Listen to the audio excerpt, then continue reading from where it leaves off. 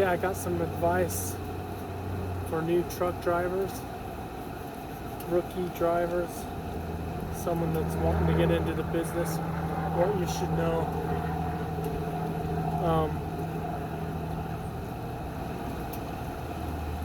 It's a lot harder nowadays than it was back in the olden days. When you hear stories about the older guys, they tell you how much different it was, and it was harder because they didn't have cell phones. What you have to consider is this is the most stress, having a cell phone and having your dispatch constantly calling you, the brokers calling you up, wanting to know when you every step of the way. It gets ridiculous. You're using your phone as a navigator, and what do? They call you up when you're less than a mile away from getting there, and they're just wanting to know something, and I don't know if they're doing it on purpose or what. They'll start texting you a bunch. It's like they harass you all day long. So any of those old timers want to tell you differently about it's harder because they didn't have a cell phone. They had to use a map, stop and use it. They didn't have stress of dealing with all that. You know, when the broker's wanting, you have to accept their apps that they send you because they want to follow you every second. They want to track you, have your phone hooked up to their system, and it can get annoying. So yeah, these old guys didn't have nothing like that. They had to go with stresses. They were left alone. They could drive. Didn't have them calling them while they're out on the road 2 days away from their drop, and them scream like just wanting to know their every little step they make. They would have to call on a payphone. So even trying to find a parking spot for the night, it's way easier back then. It's over flooded now. There's way more trucks out there now. There's so many more truck stops popping up. They're trying to, because everyone's full by the time it's 5-6 o'clock at night. You're trying to find parking. You're stressed out about that and wondering if you're going to get backed into it. Be able to spend the night, not have to try to find somewhere on the side of the road. They would pull into any truck stop back then, and there's probably the whole lot was empty. They talk about how many more miles they could drive because they used logbooks. They could cheat their logbooks. How they'd have to stick down on their fuel pedal to get it to stay down because they didn't have cruise control.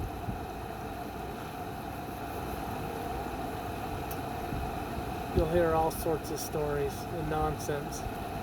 Just let it go in one ear and out the next, because a lot of it's just times change and it's a lot different.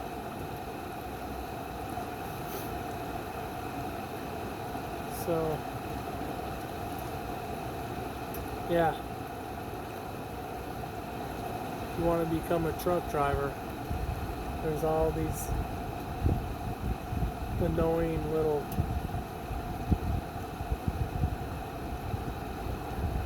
hindrances hin hindrances. What the hell's that word? I can't think of it.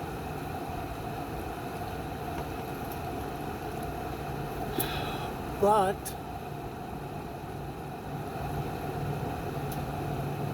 that's all I can think about. Sitting on my butt, because that's all I've been doing.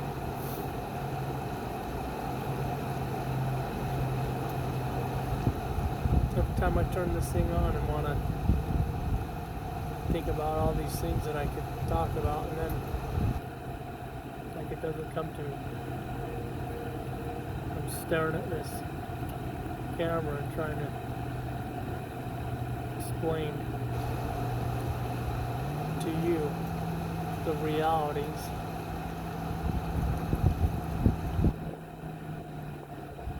You'll have all sorts of nonsense going on. People in truck stops trying to get you to pay for a new bumper. I backed into a guy in Iowa 80, at Iowa 80, the Walcott, the largest truck stop in the world. That's how big a little piece of scratch paint was on his. Literally, it was that freaking big. This teeny little scratch that supposedly I hit him because it was late at night, and I guess I backed in, barely nicked him, and I don't know if he went and got a file and filed off some paint on his truck, and then he went to the back of my freaking trailer and he stuck it on the bumper. He just like scraped it off, had a piece there, and the guy called the police on me. I woke up to an officer waking me up, saying, "You hit this driver next to you?" I don't think so. What are you talking about? Slowly get up and I get dressed and I go outside and I look at this teeny little scratch on above his bumper, like his paint job, and then he's like, "Look, come around here, it's right here," and he showed me where it was on the trailer, like he had planted it. And the cop was, and I took my phone out, I started taking pictures immediately, because that's what you want to do, send it into people you work for and have evidence. And he's like, let me get all your registration, all that, and I go back and I sit in my truck and I'm thinking about it, and I'm just going, this is the most ridiculous thing. And I'm looking at that driver, I'm trying to take care of whatever, call my people and that, and I'm thinking, I'm just going, this is the most unreal thing that I've ever had to do. Like, what is going on, man? I start shouting at the driver. I'm sitting in the driver's seat and I'm yelling out my window like to the driver. I'm like, "You called the cops?" I'm woken up by this officer. He was still standing by, and I'm like, "You're gonna call the police because of this? Because of a tiny little scratch? You had to call a policeman to come deal with this nonsense? You gotta be joking me. This is the biggest waste of time for him. That's a joke."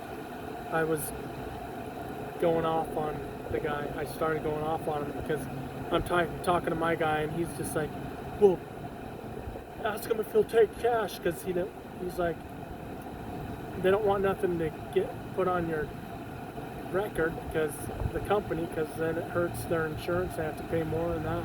So he's like, "Ask him if you can pay him money, cash. See what it'll take." The guy, I told him that. I go, I says, "What? How much will it take?" He had a bumper that was already bent. He's like, "Well, if you buy me a new bumper, we'll call it good." And that really set me off. I was just like, and the policeman's standing there, right there, the whole time. And I was just like, "You've got to be shitting me." Yeah, this is a setup. This is like, I started going off and I was like, there's no way. You're gonna waste this guy's time. You call him up and have him deal with this tiny little scratch, and of course we're at Iowa 80, the largest truck stop where they have new bumpers. It was like a scam. The guy wanted a new bumper, probably set it up. So stupid little accidents might occur like that, and you have to be careful and have to watch out. The cop ended up just taking off. He I'm like, I don't need nothing more on my record because I have speed tickets on my record, and it's not good. And he's like, the guy just ended up pulling off and leaving, left me alone. I don't even think I really think it was a scam. That guy was just trying to get a new bumper. There's all sorts of nonsense out there. You have to look out for people trying to scam you. And when I was hauling flatbed, I was at that same truck stop, and there was a brand new tarp in the middle of the road. I was walking over to the Arby's across the parking lot to go to the other truck stop just right across the street from Iowa 80. And there's a brand new tarp right in the middle of the road, and these two other guys, it was like they're team drivers, walking across the street, wanting the same to go get Arby's. They walked right past it. I go, that's a brand new tarp. And I was a flatbedder. I'm like, what the heck? Why is it just sitting here? So I reached down, I pick it up, and I put it on my shoulders, and I start walking it back to my truck. I'm going to take it. Just sitting there. Those guys were just too big, fat, and lazy. They do dry van, and they're not used to work. And I picked it up right away, and I started walking back to my truck. I didn't know what I was going to do. This lady ran up to me, and she's like, that's my husband's. That's ours. We just bought that and dropped it. We were pulling out of here, and they were probably sitting in the truck stop, and they watched it fall off maybe a golf cart that the guy was hauling from a warehouse. It was probably Iowa 80s, who knows? But I was thinking about it later. I ended up going, okay, where's your truck? I didn't think about it, and I walked it over because they were kind of close by. And she said they just turned around and then got parked, and like, why wouldn't she jump out and go stand by and make sure no one took it before? They were probably just sitting in the truck watching people, and they decided, they did flatbed, and the guy probably just come up with some idea like, oh, go tell them it's ours, we dropped it, because it was a brand new tarp, and they wanted it. So I was thinking about it later. I was thinking maybe I would have taken it in my truck, and then because I'm an honest person, I would have probably went and asked those guys in the truck stop Iowa 80 if it was theirs, if it had fallen off. Some guy hauling around a couple new tarps from another building to the main floor where they sell tarps. You don't know. And then I was thinking about why didn't I should have asked the lady. I'm like, well, show me your receipt. I thought about that right afterwards. It was driving me nuts because I'm like, what if I just gave away something that was, their property, the Iowa 80s. You never know. But I think a little bit later on, maybe a year later, I don't know, I end up finding a tarp. It was a blizzard. I was going through like Minnesota or Wisconsin, and it was at night, and I see this big black thing off in the snowbank. It was sunk down in this drift of snow that was in the middle of on the Hammer Lane side and off the side. And I hurried and went off, pulled over, and I ran down to it, and I saw foot tracks down in the snow, and one of the bungees it had came off of it, and it was like a little bit unfolded and big, huge lumber tarp. So I just folded it up a little bit, and I packed it on my shoulders, ran it up to my truck, I had to stop maybe once to catch my breath because it was a little bit of a hike. It was on a little bit of incline, and it was freezing cold out, you know. It was snowing a little bit, and someone else had walked out to it, and I was like, forget this nonsense. Tried to pick it up or something. It was like, that's too damn heavy. I'm not going to deal with that nonsense. So yeah, I stopped, like, got another bungee or something, tried to get it on there tighter, get it bunched up tighter so it wasn't all falling apart while I was trying to run it up to my truck. Threw it on my truck. Those tarps are $500 brand new. Those big lumber tarps, 400, 500, pretty expensive. So, and I was hauling. I wasn't even doing flatbed then. I was doing Indian River pulling tanker. And I just put it on the catwalk. I had straps and stuff, and then when I swung by my house, I took it off. Still have it to this day. Not using it for anything. The other flatbed outfit I was working for, the last one I was supposed to be hauling flatbed and drive and do whatever, and they just get me on a drive and they said they didn't have any loads. They don't do any tarping. When I was working with the Western Express first company, they were saying, this guy was saying that you turn in tarps and they give you a little bit of money, and I don't know, he had like 5 tarps on his truck, and I'm like, what are you doing with all these tarps? He would take them off. You'd drop in hook loads, and he would go to these yards where it's already tarped. You're supposed to leave your tarp on the empty trailer. You give them, and you take the loaded one that's already tarped with 2 tarps. So your 2 tarps you're supposed to drop off. He would keep them. And I'm like, dude, what are you doing? You're supposed to leave those there at the yard on the Trent dump when you pick up the tarp. He must have just like forgot about it and felt stupid because I questioned him about it, and I'm just like, he had like 5 or 6 of them. He's like, oh, you can take them back to Nashville at the terminals and you can turn them in, they'll give you money. I'm like, yeah, right. There's so many nonsense stories that it's ridiculous. So, and then the guy wanted me to keep running with him because we picked up a load in Wilmington, Delaware, and he was like wanting to unplug my Qualcomm or whatever they use. You use your electronic logs, and I'm just going, what are you doing? I'm like, how do you do that? I was just curious what he was going to do, and he got in my truck. I let him get in the side, and he's just like wanting to rip wires out and just detach. He's like, you can just keep running with me all the way to Oklahoma, because we took the load all the way from Wilmington, Delaware to Oklahoma, and some steel, I guess, yeah, something. And he just wanted someone to run with the whole entire time, and I was going to run out of hours. And I'm like, this is ridiculous. It's like just coming up with what you can do to just tell them it busted or something. You come across some craziness out there, but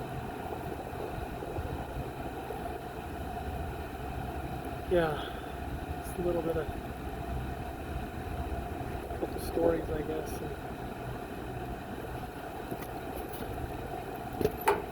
We're at 1903. Wow, so take it. Take some advice. Don't take it. Share this. Follow Wolf Tracks.